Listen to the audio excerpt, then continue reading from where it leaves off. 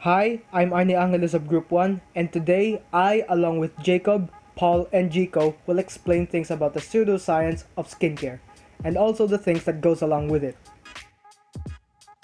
To start things off, we have antibacterial soaps apparently better than regular soaps. According to Planck's Children's Hospital in the US, they say that one is not better than the other, because the only thing that matters is that you should wash your hands frequently. Well, antibacterial soaps aren't really all that super, because not only they kill the bacteria, they also get rid of the natural oils on your skin, and those are the same oils that keep your skin nice and moist. So unless if you want your skin to be really dry, you might as well be using regular soap, and you probably won't run into the risk of destroying your own skin. Most of the people that are into skincare product often attracted to the products that often advertised to be clinical tested or dermatologist approved.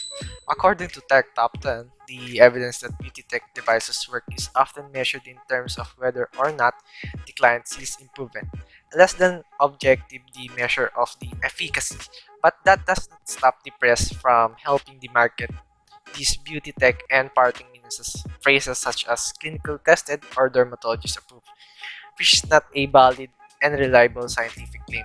So be aware of this advertisement scheme that might not also hurt your wallet, but also your face. So, what factors or events led to the introduction of this SNT?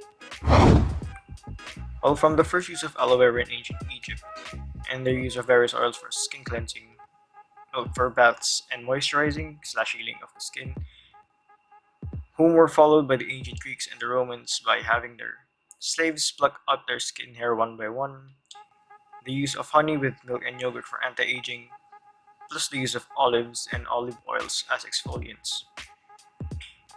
And then the Chinese with the addiction of being white by using lead-based powder, in which the Europeans adopted, by which they added mercury, and both are heavily toxic. And with the use of zinc oxide in the 1800s, which a lot of people are apparently allergic to, the Food and Drugs Act was bound to be established, with their task being to keep toxic ingredients from being used. With that, products like gels, powders, soaps, and skin whiteners became much more safer and accessible compared to back then. Today, these products may try to be effective while using the least amount of toxic chemicals possible. So, what's next in skincare products, you may ask? Well, the simple answer to that is that's what skincare scientists are trying to find out. In this part, I'm gonna explain the ethical dilemma of pseudoscience of skincare, in which they are claiming that the products they are using are organic. They also claim that it only takes 1 to 2 weeks of application of their product. With that, the consumers gets really more interested in buying their product, and if their brand becomes a trend, they take their opportunity to mark up their products, where in fact the progress of their product takes a very long period of time before it takes an effect, and the products they're using are synthetic and it is not herbal or botanical. When it comes to science and technology, I really do think that it's very important for us to understand and ask questions about the sides of morals and ethics, especially here in the skincare industry. Because in a way, skincare is kind of like fitness, because they both go hand in hand with body image.